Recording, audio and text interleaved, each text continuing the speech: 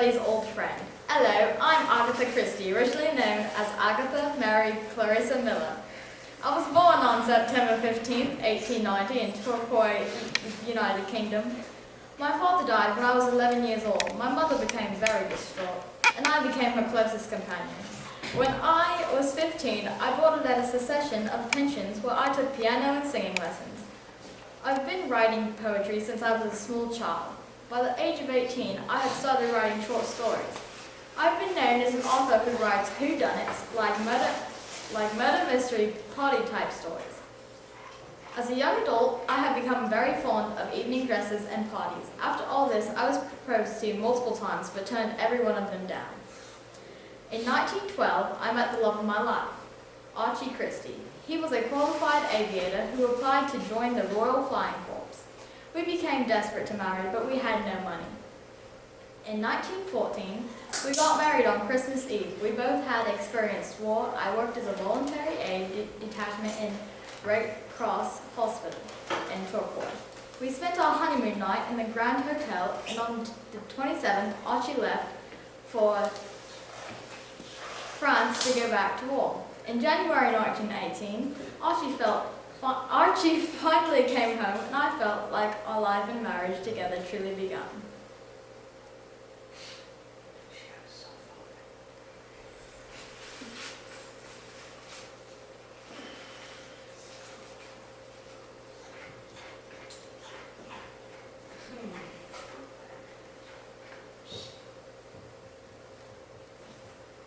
In one of my most famous mystery books, And Then There Were None, I wrote a tale telling about a story of 8 people who arrive on an isolated island off the coast of England.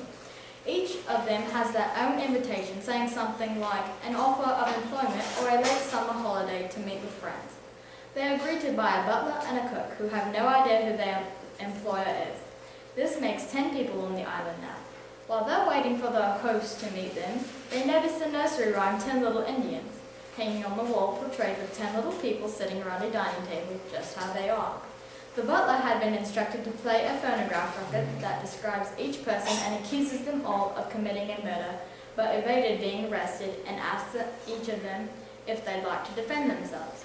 All of them seemed very shocked, so one man decides to take a drink that had been poisoned with potassium cyanide that has caused him to choke and die. The guests now noticed that one of the figurines from earlier had been broken. The nursery rhyme then says one choked his little self, and then there were 9. The rest of the guests are mysteriously killed off one by one, but in a different order than what the nursery rhyme has said.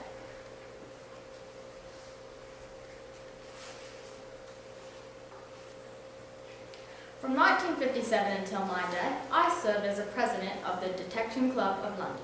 The club was a private club for leading crime writers such as Anthony Berkeley Cox, the founder, Dorothy L. Slayers, myself, and 26 other members.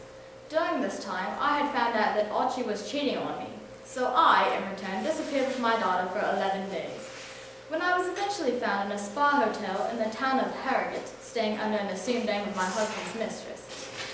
On January 12th of 1976, I passed away of natural causes in my Winterbrook house in the north of Chosley Parish. In my lifetime, I have written 78 mystery novels, 19 plays, over 100 short stories, 6 romance novels, 2 books of poetry, 1 children's book, and 2 autobiographies. My works have been translated in over 40 different languages and have sold over 2 billion copies.